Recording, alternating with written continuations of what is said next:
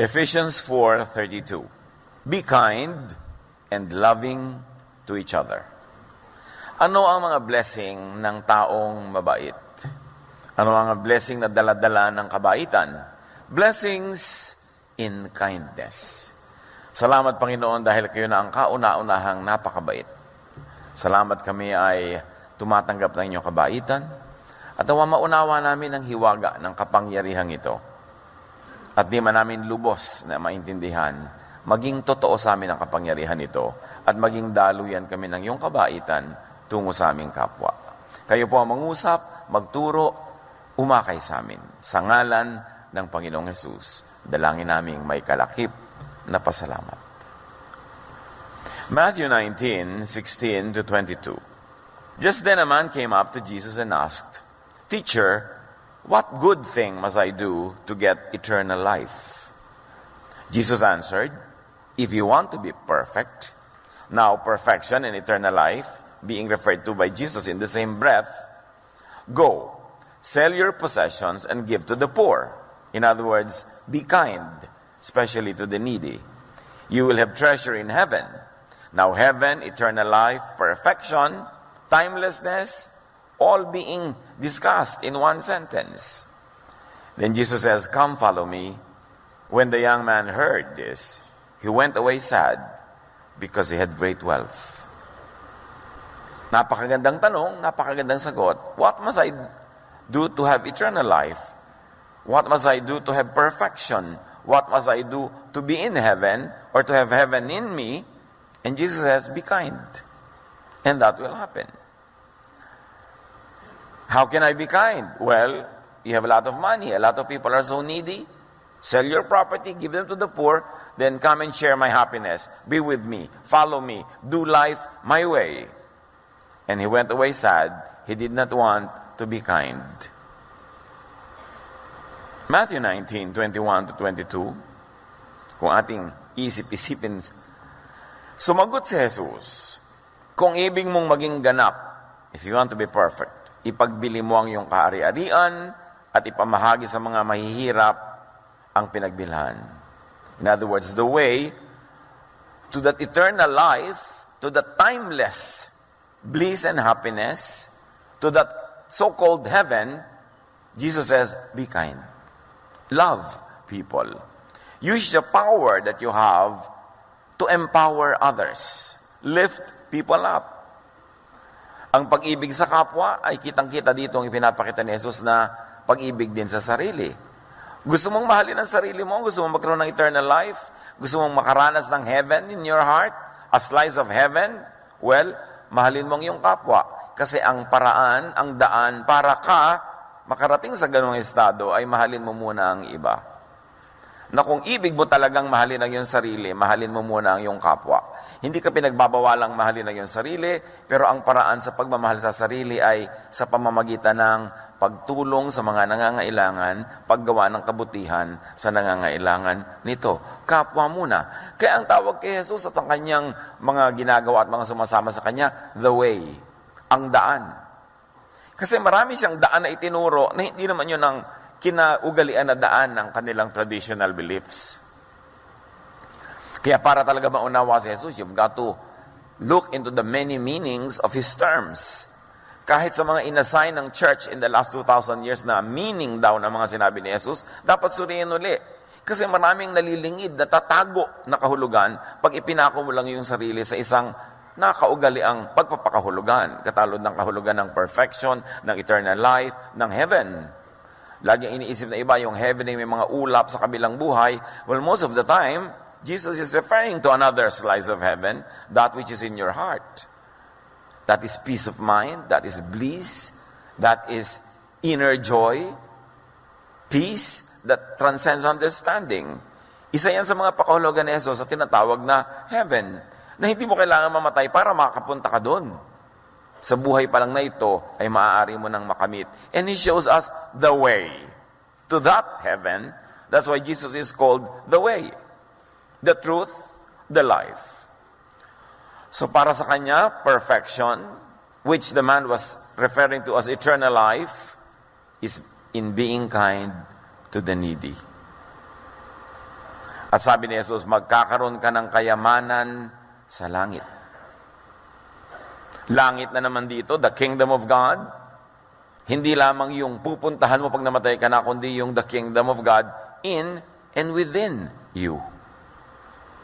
Yung hindi mo kailangang puntahan sa ibang lugar kasi dala-dala mo nasa iyong puso. Luke 17:21, Jesus says, people will not say, look, God's kingdom is here. Or, there it is. No. God's kingdom is here with you. In other words, God's kingdom is inside you. Yan ang sabi ni Jesus. And the way to the kingdom in you, the way to you is through others. The way to the kingdom of God is by being kind to others. Although that is not the only way. Pero si Jesus, marami siyang itinuturo na ways how to get to that longed for ideal heaven that people are always equating to the physical place where they go after you die. Pero sabi niya, no, be kind and you will experience heaven. You will experience timeless life, eternal life, na kahit maiksi, kahit sandali, kahit saglit, but it is timeless, it cannot be measured. So, it is like forever. At yung langit na yon is in your heart, in your mind. Therefore, yung langit na yan ay spirit, feelings. At paano ka nagiging mayaman? Sabi, you will be rich in heaven, you will have a lot of reward in heaven. Feeling rich at heart is wealth. Yung sa puso mo, nararamdaman mo ang yaman-yaman mo. At yung yaman na yon, hindi yun yung material things. Yung yaman na naidudulot ng paggawa ng mabuti. Na ang gumagawa ng mabuti, hindi ka man suklian materially, yung ligayang nadama mo habang ginawa mo yun, naalala mo yun, yun ay yaman, yun ay heaven, yun ay eternal life in another format. Magkakaroon ng kayamanan sa langit, nang ibig sabihin ni Jesus ay sa puso mo. Hindi dinedeny na may langit doon sa kabila, pero sinasabi, maraming langit. Maraming eternal life na pwedeng ma-enjoy. Maraming paradise. And one way to that is by being good to others. True wealth is in the heart. True wealth is in feelings. In the good feelings caused by being kind to others. Kayo na mga gumagawa ng mabuti sa kapwa, alam nyo yung ligaya na yon. Yung nakagawa ka ng mabuti, ang saya-saya-saya mo, langit yon. Huwag na kayo mag-antay na mamatay para maramdaman yung langit. Kaya napakaraming mga langit na pwedeng maranasan. Pero ang sabi ni Jesus, the way is kindness. Sabi ni Jesus, sige, ibenta mo yung mga ari-arian, ibigay mo sa mahihirap, at yung mga hindi mo pa naramdaman before, kasi hindi mo pa ginawa yan before, mararamdaman mo, malalaman mo ibig sabihin ng heavenly feeling. Pagkatapos niyan, bumalik ka at sumunod ka sa akin. Makakasunod ka kasi alam mo na yung feeling eh. You will go where I am because you have taken the way that I take, and it is the way of love. It is the way of kindness. Hindi ka pwedeng sumunod sa akin kung physical lang ang pagsunod mo. Pupunta ka sa pupuntahan ko, gagawin mo ang ginagawa ko, pero hindi mo naman nararamdaman yung nararamdaman ko. Kailangan doon tayo magkaisa sa nararamdaman. At mararamdaman mo lang yung nararamdaman ko. You will have my heaven in your heart if you do it my way. And this is, be kind. Nandun ang sikreto. Matthew 25:21. The master answered, doon sa kinalugdan niya na manggagawa, you did right. You are a good servant who can be trusted. You did well with that small amount of money. So I will let you care for much greater things. Come and share my happiness with me. So yun yung sinasabi ni Jesus, come, follow me. Come with me to heaven. Be with me in my kingdom and let my kingdom reign in you. That happiness will be yours. And the way is through kindness. Follow me. Sabi ni Jesus, be with me in happiness, in my kingdom, in that so-called heaven. Follow means I will reign in your heart, and your heart will be my kingdom. Your heart will be heaven within you. Kaya sabi niya, The kingdom of God is within you. Nasa puso. Kailangan nararamdaman mo. Kasi ramdam pag nagahari sa iyo ang Diyos. At sa pagpapatuloy ni Jesus, at sa kwentong ito, narinig ng mayaman yung sinabi ni Jesus, nalungkot. Pagkarinig nito, malungkot na umalis ang binata sapagkat siya'y napakayaman. So you see, malungkot is negative feelings. Ang sinasabi ni Jesus, come and share my happiness, that's positive feelings. And what makes the difference between negative and positive feelings is your willingness in your actual deed to be kind. So malungkot siya, negative feelings, kabaligtaran ng positive feelings or happiness, meaning ang malungkot means non-heaven, and it could be hell. So you can have heaven, you can have hell in this life as well.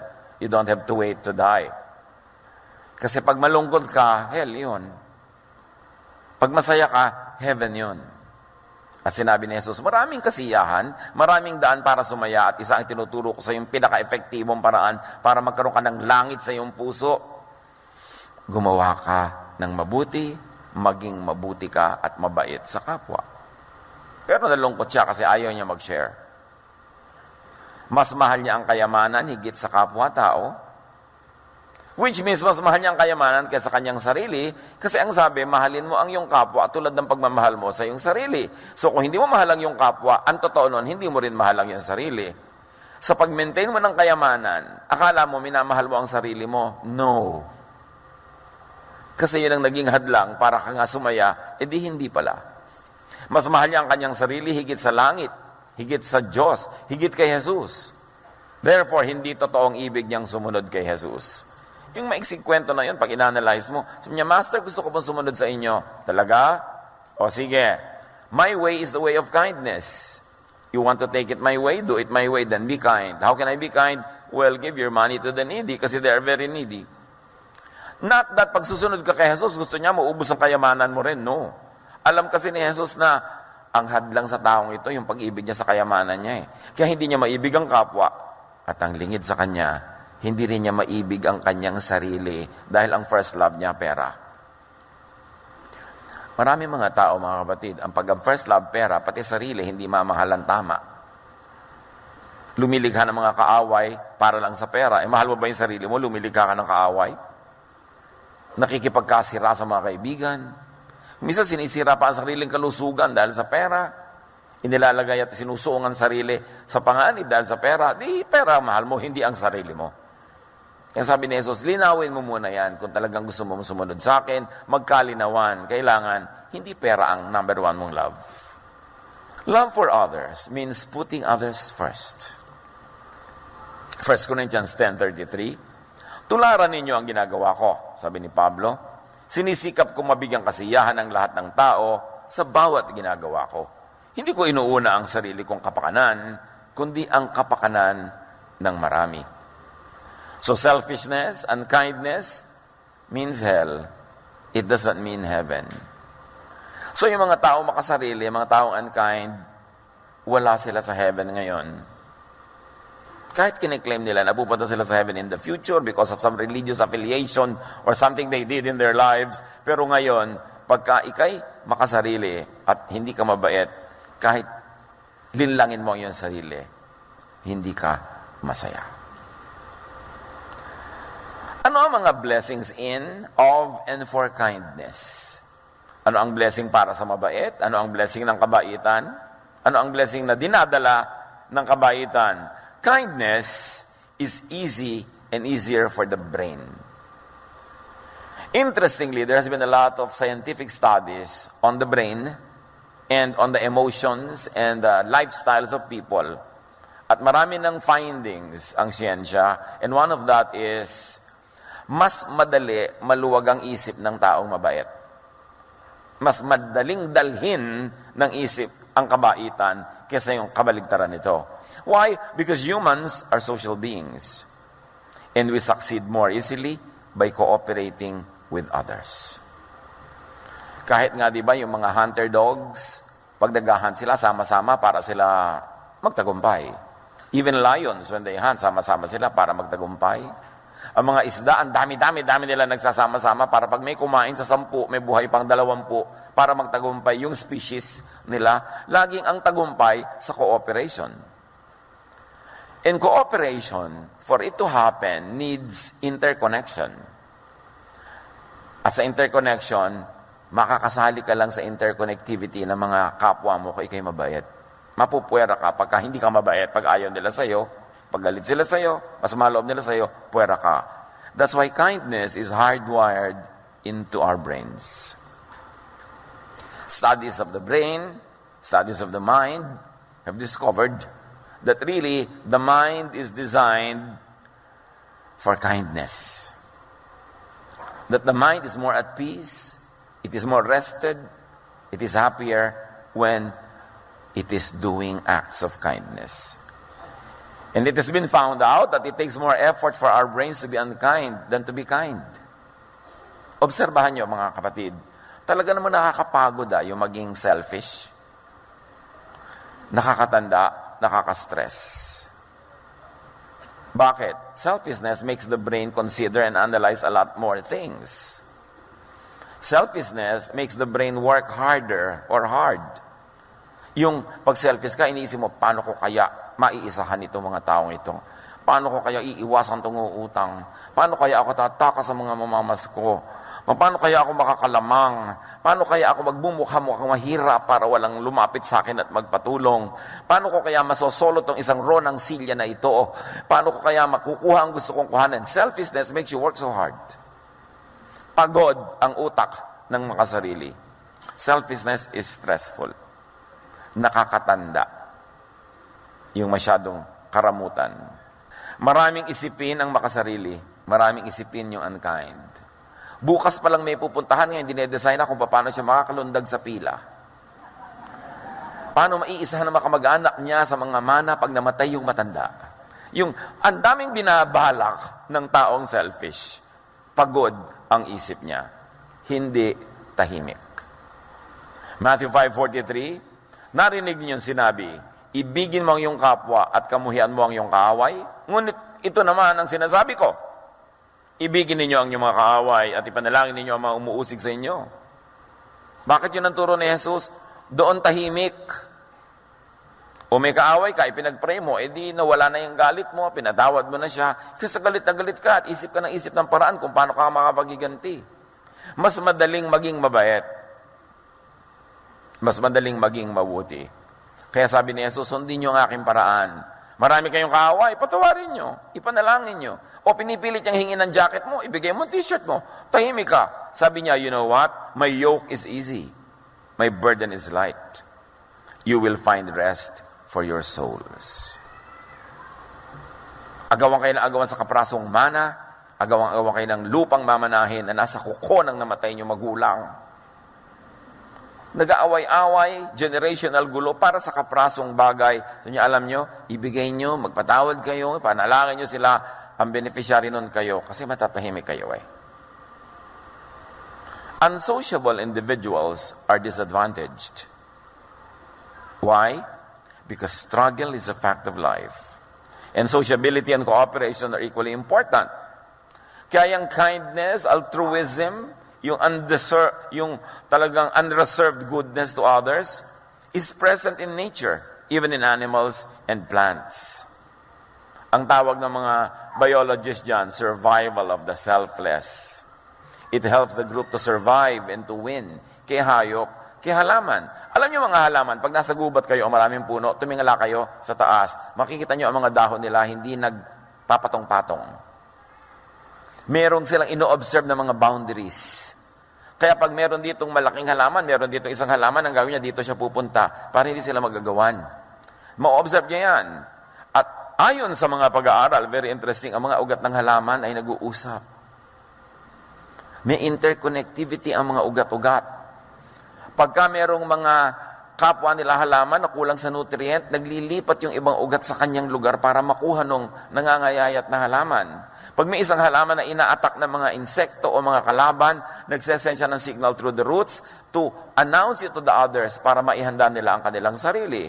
Kaya sa ilalim ng lupa, maraming nagaganap sa mga ugat-ugat ng mga halaman. Makikita natin yan. It's very, very wonderful na kung visible lang to the human eye, the interconnectivity of the roots. Tapos sa paggawa ka ng bahay, nilagay mo ng pader sa gitna, killjoy ka talaga. Nagkahiwa-hiwala yung mga halaman. Di ba? Kaya parang isang munting daigdig na nasa ilalim ng lupa, magkakainti-intindihan sila. Next time around, when you look at trees, you see that they are cooperating. Ano mga trees kasi, hindi naman sila nakakaalis pagka ina-attack sila ng insect, so nagre-release sila ng mga chemicals na insect repellents. Kaya ngayon, yung mga bio-wise kind of pagpapaalis sa mga insekto, gumagamit ng plants because they have already perfected that way of driving insects away. Not killing them, but driving them away. By the way, kung gumagamit kayo ng mga insecticide, you are killing yourself softly. What kills the mosquito also kills you. Except that isang patak lang sa mosquito, sa'yo, isang drum. Dahil hindi ka nakakalanghap ng isang drum, hindi ka namamatay agad. Pero over time, naiipon sa katawan mo, may effect yun. Don't kill insects. Just drive them away. Especially with insect repellent sa mga halaman. Kasi what kills them kills you. Pareho lang kayong humihinga ng oxygen. Importanteng isipin natin yan. Ephesians 4:25-28. Dahil dito, itakwil na natin ang pagsisinungaling. Tayong lahat ay magsabi ng totoo sa isa't isa. Sapagkat tayo ay bahagi ng isang katawan. Kung magagalit man kayo, iwasan ninyo na kayo'y magkasala. Huwag ninyong hayaang lumubog ang araw na galit pa rin kayo. Huwag ninyong bigyan ng pagkakataon ng dyablo. Ang magnanakaw ay huwag nang magnakaw. Sa halip, maghanap siya ng marangal na ikabubuhay para makatulong sa mga nangangailangan. Ano ang diwa at puso ng katuruan na ito? Cooperate with people. Be likable. Be trustworthy. Huwag kang magsinungaling. Kasi next time, pagka nagsasabi ka, hindi ka na paniniwalaan, wala nang tutulong sa'yo, lugi ka na. Because you thrive in cooperation.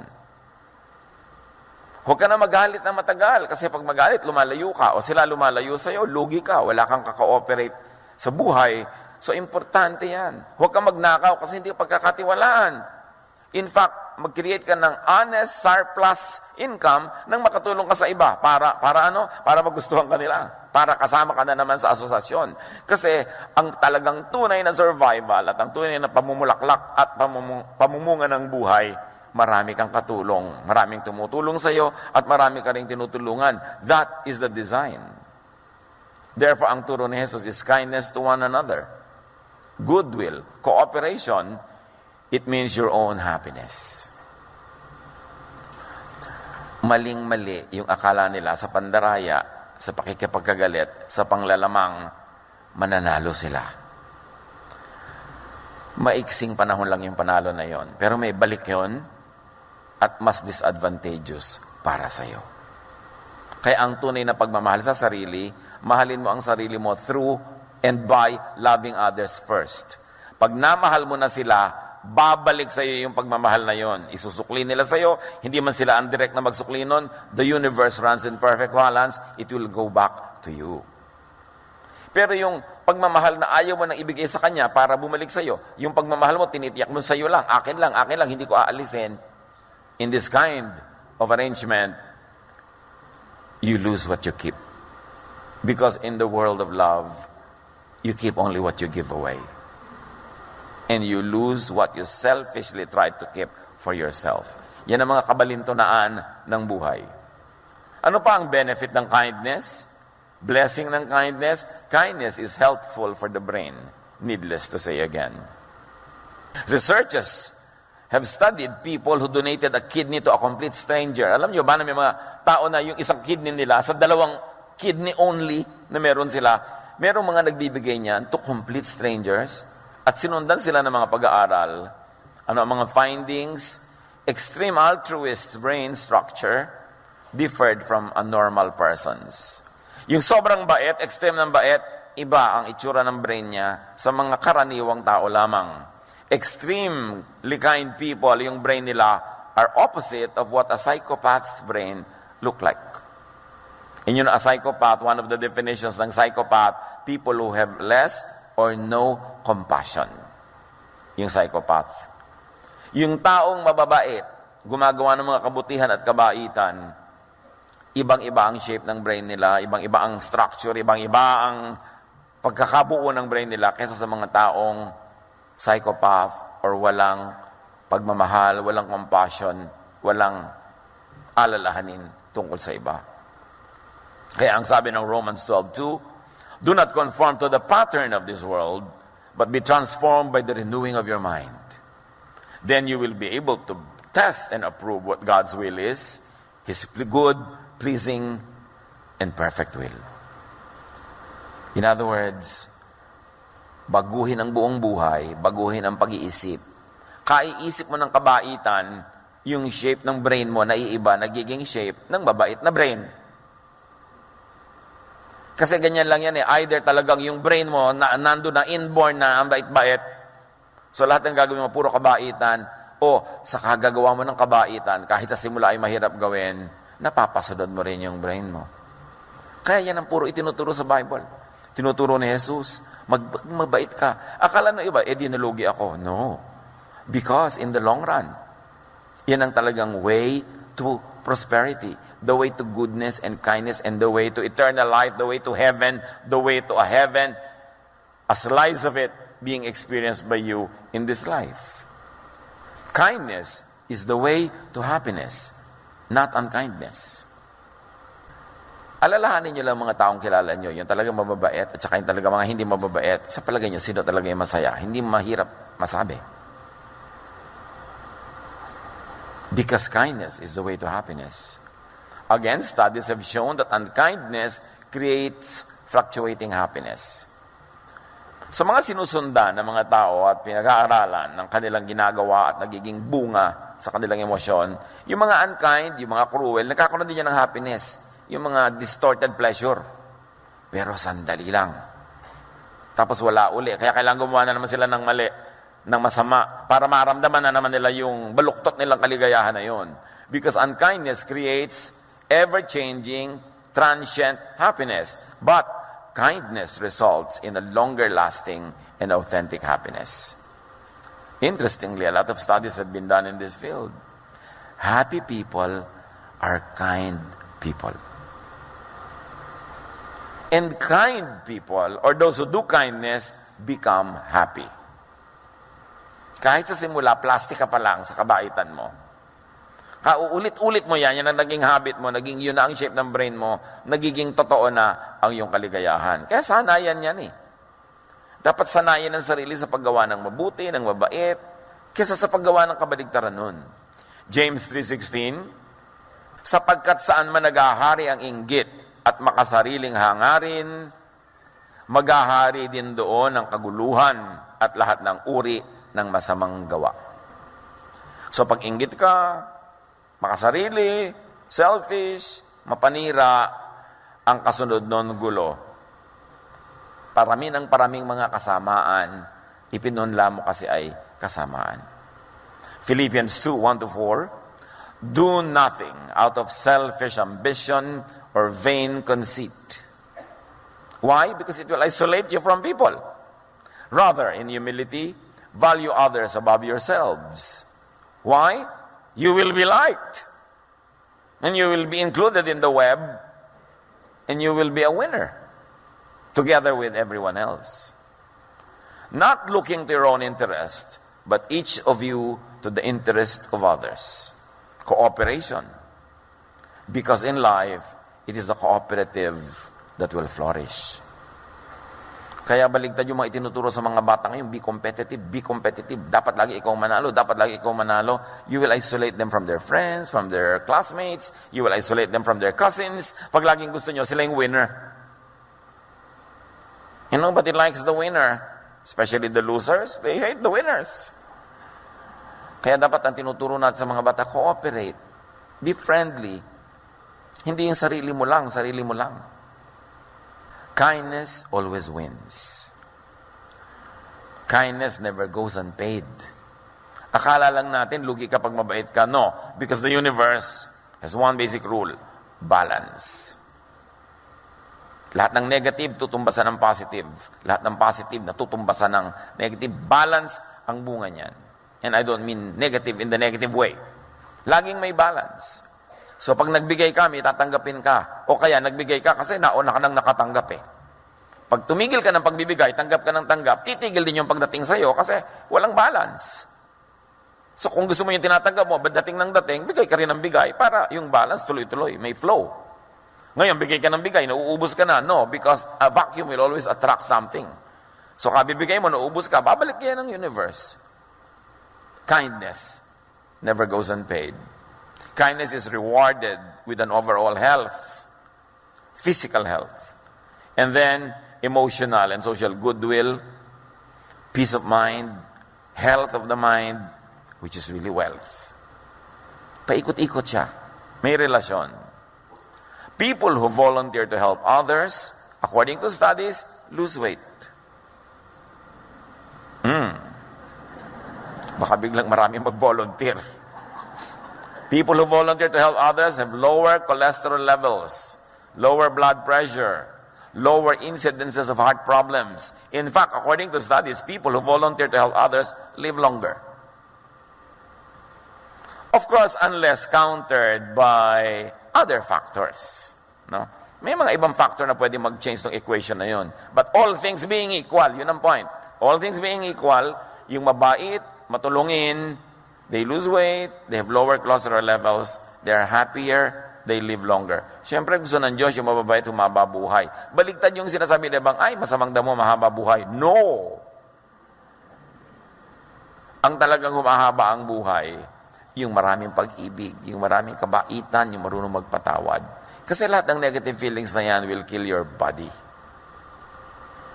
Proverbs 28:27, those who give to the poor will lack nothing, but those who close their eyes to them receive many curses. You see all of the verses, no? Agreeing with all the scientific findings. Or, say it another way, the scientific findings agree with what the Bible had said long ago. Na talagang malaking blessing maging mabait. Ano yung mga curses pagka hindi ka mabuti sa kapwa? Marami yan. Pero isa dyan is guilt. Kasi tao ka, may kaluluwa ka, may espiritu ka, nilikha ka ng Diyos. Kahit ignorin mo yung guilt mo, meron. So merong latent guilt, hindi visible. Yan ang nakakalikha ng maraming sakit. Kaya maraming mga tao, di ba, may sakit, hindi malaman sa laboratory kung anong dahilan. Maring espiritual. Because we are spirit, body, soul. Hindi lang tayo body. Ang nakikita lang ng laboratory test, body. Hindi nila nakikita yung spirit. Pero yung spirito na negative, emotion na negative, nakakapagkasakit yan. Kaya ang itunuturo ni Jesus lagi, alisin mo yung negative emotion, magpatawad ka, humingi ka ng tawad, makipagkasundo ka, be humble, doon ka lulusog. And kindness multiplies. Ilabas mo yung good side mo na galing sa Diyos para yung kapwa mo ma-encourage na yun din ang ilabas niya. Because kindness multiplies. Obserbahan nyo ang mga pamilya na uso karamutan, yung madamot. Minsan may nagpasimulan yan, either yung tatay o nanay o yung kuya o yung ate. So naging uso sa pamilya nila yun. May nagpauso. Dapat ang pausuhin natin yung kabaitan, yung kabutihan. Kasi meron din kabaitan bawat isa na pwede nilang ilabas kung nai-inspire sila. Kung na-encourage sila. Kindness spreads. Kindness leads to a chain reaction of others doing acts of kindness as well. To themselves, to others, to you. 2 Corinthians 9:11, pasasaganain niya kayo sa lahat ng bagay upang mas marami ang inyong matulungan. Sa gayon, lalong darami ang magpapasalamat sa Diyos dahil sa inyong tulong na dadalhin namin sa kanila, sabi nitong mga workers. What was the context? Merong taggutom noon. Sa isang bahagi ng mundo, itong mga Corinthians collected a lot of blessing para ipadala nila doon sa mga kapatiran, specifically sa Jerusalem. At sabi, alam nyo, dahil sa ginagawa nyo yan, maraming magpapasalamat sa Diyos. At alam nyo ba na pag may nagpapasalamat sa Diyos, lalong ginaganahan ng Diyos na mag-blow out. So dahil sa ginagawa nyo, magpapasalamat sila, lalong babaha ang blessing, magiging mabuti para sa ating lahat. Kindness opens the heart and then the mind. Yes, iba talaga yung heart sa mind, but that's another topic. But you begin with the mind, you can affect the heart. When you affect the heart, you can go to the mind. Kahit ano yung bukas na entry point, doon ka pumasok. Yung mga kamisa, alam mo, may kutob ako, heart yun. Kasi yung mind mo, may ibang sinasabi. Yung intuition, ganyan, parang dapat agree. Merong tao na andyan sa bakit kaya parang mabigat ang dugo ko sa kanya? Wala namang masabi yung mind mo na dahilan. It is your heart speaks. And most of the time, unless baloktot ang puso mo, tama yung kutob. Kasi may ibang nagsasalita sa'yo. You are a spirit. You are a spiritual being. And so the spirit world also speaks to you. Sometimes, in spite of what the material world tells you. Kaya marunong ang tao, dapat makiramdam sa ganito mga bagay. But kindness opens the heart and the mind. The more giving one becomes, the more one becomes forgiving. The more one understands people who are different from oneself. Pag tayo'y palabigay, may nagsisimulang proseso nang nagiging ending, nagiging mapagpatawa din tayo. Mahirap maunawa ang koneksyon. Siguro sa mga darating na mga pag-aaral, makukonect. Pero ngayon, take it at that. Kung gusto mong matuto maging mapagpatawad at mahirap gawin yon, magsimula ka munang maging mapagbigay. At pag mapagbigay kang ganon, may nangyayari sa kalooban mo, may kasunod, nagiging mapagpatawad ka rin. Pag mapagbigay ka at mapagpatawad ka, may mangyayari pa. Mas nauunawa mo ang mga taong dating ayaw mong unawain. Mas natatanggap mo ang mga taong dati hindi mo matanggap. And it all starts with just the plain act of giving. Just give. May taong naiinis ka, padalan mo ng ulam. May taong nagagalit ka, padalan mo ng magagandang bagay. May taong ayaw sa'yo, hindi ka pinapansin, humingi ka ng tulong sa kanya. Yung hindi masyadong mabigat ha. Baka lalong magalit sa'yo. Pero usually people like to help. When you ask people to help. So alam mo, masyado naman pong importante yung taong yun, baka hindi ako pansinin, humingi kang tulong. Basta hindi nakakainis na tulong ha, hindi yung laging nandun ka na lang lagi. Yung expertise niya, hingin mo yung konting advice, people like to help. That's our nature. Begin the cycle of receiving or giving. At kung saan ka man magsisimula, ikaw yung receiver or recipient, just start.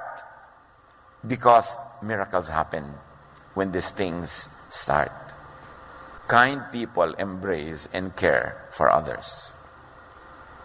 And if you embrace and care for others, you understand and appreciate yourself better.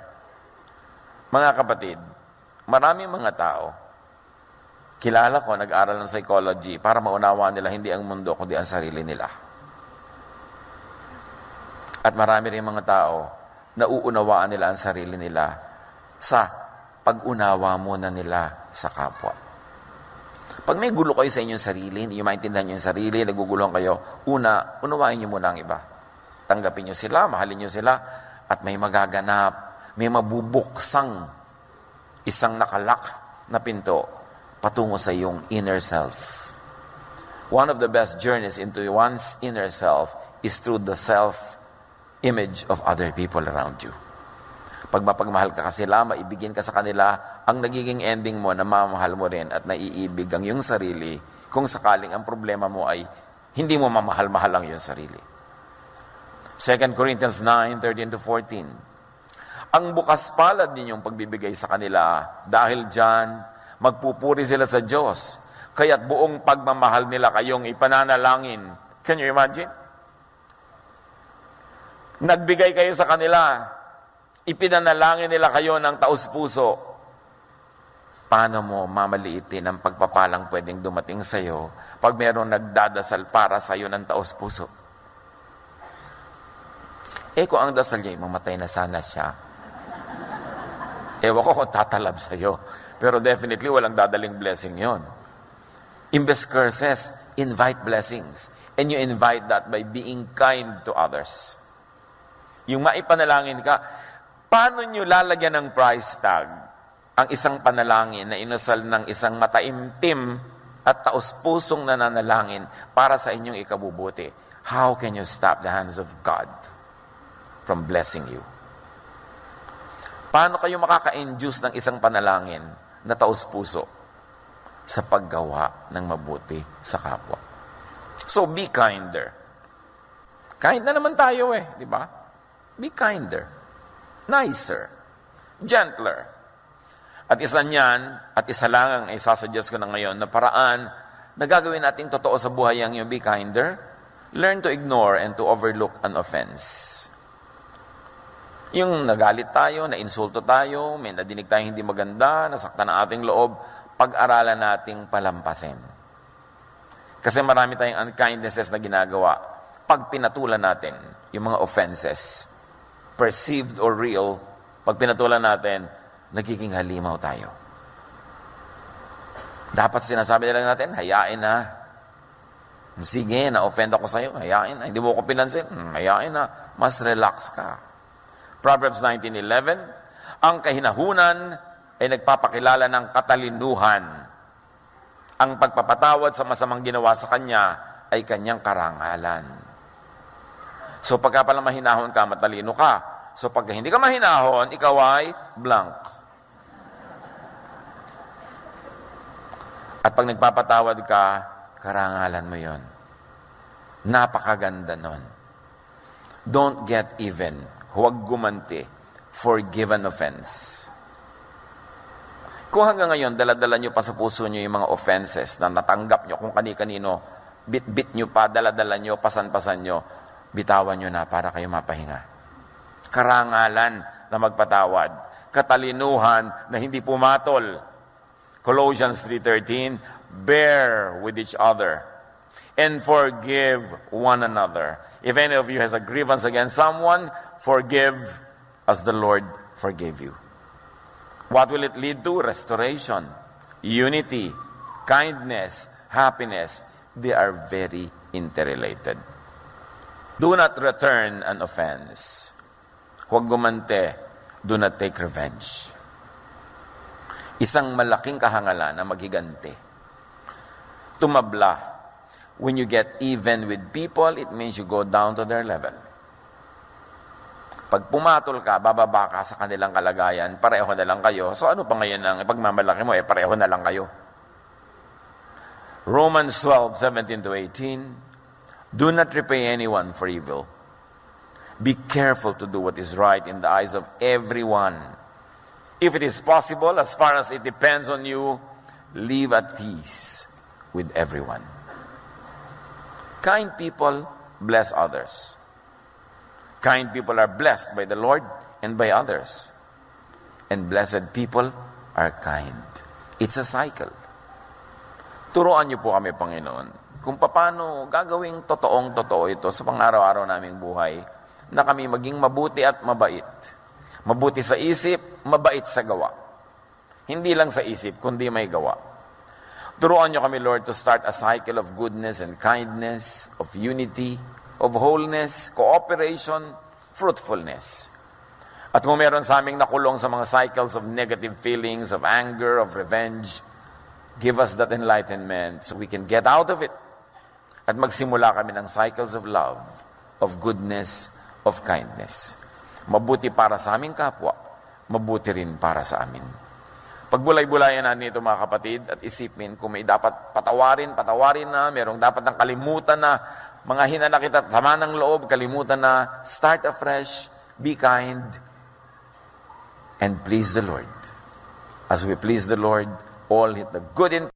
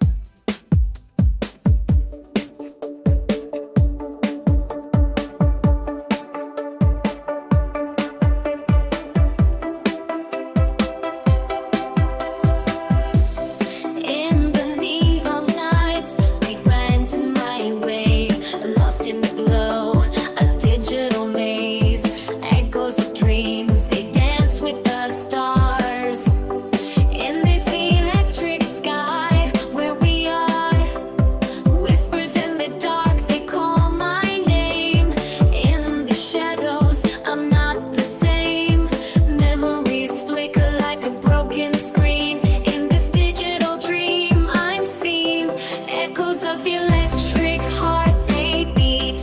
In this world of light we start to see. Hold on to me as we dive so deep into the digital sea. We're free.